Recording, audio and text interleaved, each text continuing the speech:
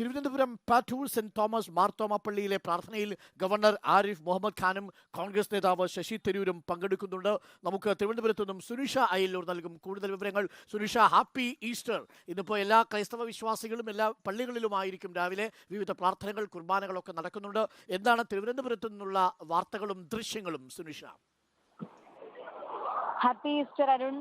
പ്രത്യാശയുടെ സന്ദേശം പകർന്ന ഇപ്പോൾ ഇതാ ക്രൈസ്തവ വിശ്വാസികളെല്ലാം തന്നെ ഈസ്റ്റർ ആഘോഷത്തിന്റെ വേളയിലാണ്. ഏതായാലും പീഡാനുഭവങ്ങൾക്കും കുരിശുമരണത്തിനും ശേഷം യേശു ഉയർത്തെഴുന്നേറ്റത്തിന്റെ ഒരു ഓർമ്മ പുതുക്കിക്കൊണ്ട് ദേവാലയങ്ങളിലൊക്കെ തന്നെയും പ്രത്യേക പ്രാർത്ഥനകൾ നടന്നുകൊണ്ടിരിക്കുകയാണ്. തിരുവനന്തപുരത്തെ സംബന്ധിച്ചിടത്തോളം തിരുവനന്തപുരത്തെ എല്ലാ പള്ളികളിലും പ്രാർത്ഥനാ ചടങ്ങുകൾ രാവിലെ മുതൽ തന്നെ ആരംഭിച്ചിരുന്നു. കഴിഞ്ഞ ദിവസം ഏറെ വൈകിയും പാതിരാ കുർബാന അടക്കമുള്ള ചടങ്ങുകളും ഉണ്ടായിരുന്നു. ഏതായാലും ഇപ്പോൾ ഞാൻ നിൽക്കുന്നത് പാറ്റൂർ സെന്റ് പീറ്റേഴ്സ് ചർച്ചിലാണ്. Pattoor Saint Thomas Marthoma Syrian ചർച്ചിലാണ്. ഇവിടെ ഇപ്പോൾ ഗവർണറും അതേസമയം തന്നെ ഇവിടുത്തെ UDF സ്ഥാനാർത്ഥി ശശി തരൂർ MPയും എത്തിയിട്ടുണ്ട്.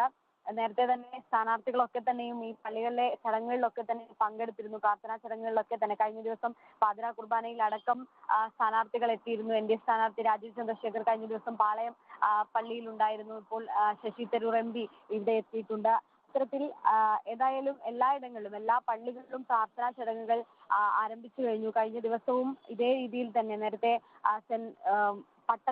പട്ടം പള്ളിയിൽ ക്ലിമിസ് ബാവയായിരുന്നു കാർമ്മികത്വം വഹിച്ചിരുന്നത് കഴിഞ്ഞ ദിവസം. അതേസമയം തന്നെ പാളയം പള്ളിയിൽ ലത്തീൻ അതിരൂപത ആർച്ച് ബിഷപ്പ് തോമസ് നെറ്റോയുടെ നേതൃത്വത്തിലായിരുന്നു. അത് പറയുകയും ചെയ്തത് പ്രത്യാശയുടെ ഒരു ദിനമാണ്. അതുകൊണ്ട് തന്നെ ഈ രാജ്യത്ത് എല്ലാവരും സമാധാനത്തോടെയും സന്തോഷത്തോടെയും ഒരുമിച്ച് ജീവിക്കുക എന്നത് തന്നെയാണ്. അതിന് എല്ലാവർക്കും ഒരുമിച്ച് നിൽക്കാമെന്നത് തന്നെയായിരുന്നു പറഞ്ഞത്. ഏതായാലും അത്തരത്തിൽ പള്ളികളിലെ പ്രത്യേക പ്രാർത്ഥനാ ചടങ്ങുകൾ നടക്കുന്നു. പള്ളികളിൽ നിരവധി പേർ, ഇപ്പൊ അല്പസമയം മുമ്പാണ് ഗവർണർ ഇവിടെ എത്തിയിരുന്നത്.